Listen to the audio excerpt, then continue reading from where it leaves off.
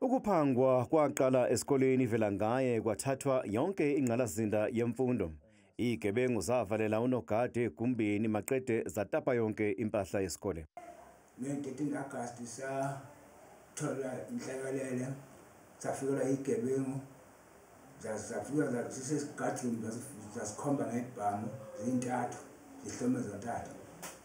Zasithatha zasikhuleka, emva kwalokho zangena e-storeroom zathatha izinto zesikole.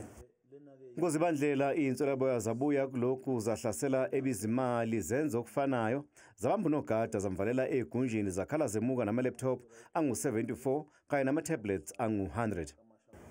Bangibamba, bangilalisa phansi, bangituba ngokungishaya lezo gebengu ngawigebengu.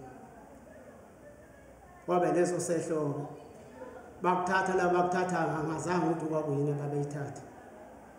Ngase ngibajulele phansi.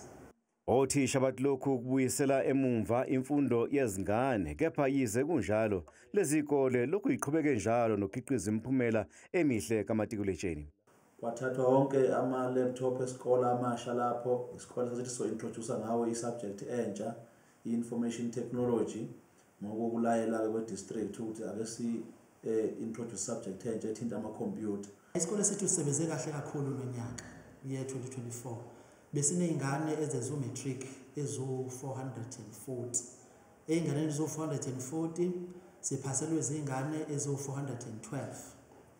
Safelelwa zingane ezo-28. Kodwa-ke sigcine sesiba nephesenti elu-93.6.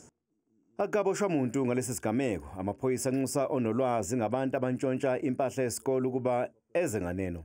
Kusenjalo isikole ibizimali sixwayisa abazali ngokuthi bangaluthwa ngabantu abathi bazobatholela isikhala bebakhokhise imali. Lesi sikole sithi umzali ofunela ingane yakhe isikhala esikoleni kufanele eyizele namathupha esikoleni.